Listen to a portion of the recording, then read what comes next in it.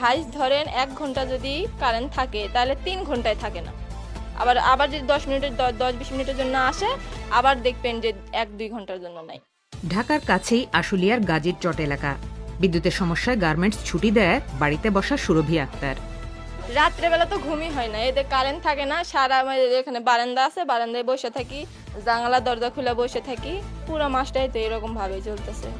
এখন কাজ টাজ তো নাই, এই যে আজকে সারাদিন কারেন্ট নেই, ওই জন্য আপনার আজকে গার্মেন্টসই বন্ধ। এবার এরকম বন্ধ থাকলে মাস গেলে তো আপনার বেতনও তো ওইভাবে পাবো না, আবার রুম ভাড়া দেওয়া লাগবে, খাওয়া খরচ আছে, বাচ্চাদের খরচ আছে। একই অবস্থা জুতার কারখানায় কাজ করা মোহাম্মদ আশরাফুল ইসলামের। আমি একদিন গেলে পরে মনে করেন 700 টাকা ইনকাম করতে পারি, আজকে আমি যেতেই পারিনি, তাহলে আমি তো ওই টাকাটা পাচ্ছি না, তখন আমার জীবনযাত্রার মান কমছে বা আয় কমে যাচ্ছে না। এখন এই যে কারেন্ট নেই, আজকে কাজে যেতে পারিনি, বসে আছি। আমার মতো আরও অনেকেই বসে আছে, বাচ্চা ঘুমাতে পারে না। বিদ্যুৎ না থাকলে আমরা পানি পাই না, রান্না বান্নার সমস্যা হয়। বিদ্যুৎ না থাকার ভোগান্তির সাথে অভিযোগ রয়েছে বাড়তি বিলেরও।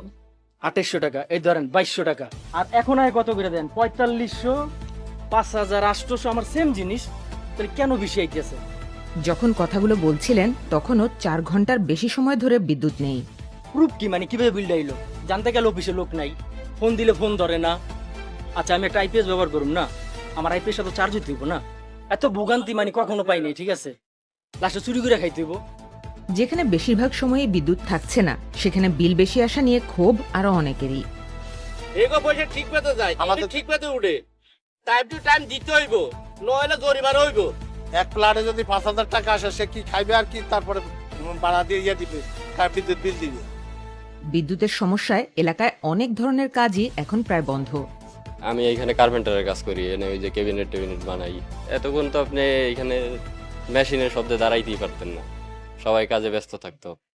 কিন্তু এখন তো কেউ কাজ করতে পারে না, সবাই ওই যে বাইরে দাঁড়ায় রয়েছে। বেতন থেকেও কেটে নিছে, কারণ বসায় রাখলে তো আর টাকা দিবে না। যে কদিন ছুটি দেয় ওই কদিন আর বিল দেয় না। ঘর ভাড়া, খাওয়া, সিলিন্ডার কিনা পুষে না। বিদ্যুৎ আর গ্যাসের সংকটে নানামুখী চাপে থাকা মানুষের ক্ষোভ বাড়ছে সরকারের উপর। ভোটের সময় তো অনেক লোক আইছে, মানে করেন লোক আইতেই আছে। এখন তো কারো খোঁজ নেই, কি কেন কি হইতেছে এগুলা তো এলাকার মানুষজন বলবে, যাদেরকে ভোট দিলাম। বিএমপি এবং আওয়ামী লীগ, ময়লার এই ফিডো যে গন্ধ, ওই ফিডো সেই গন্ধ। আমরা যা বিএমপি করি লাভ হয়েছে কি আমাদের?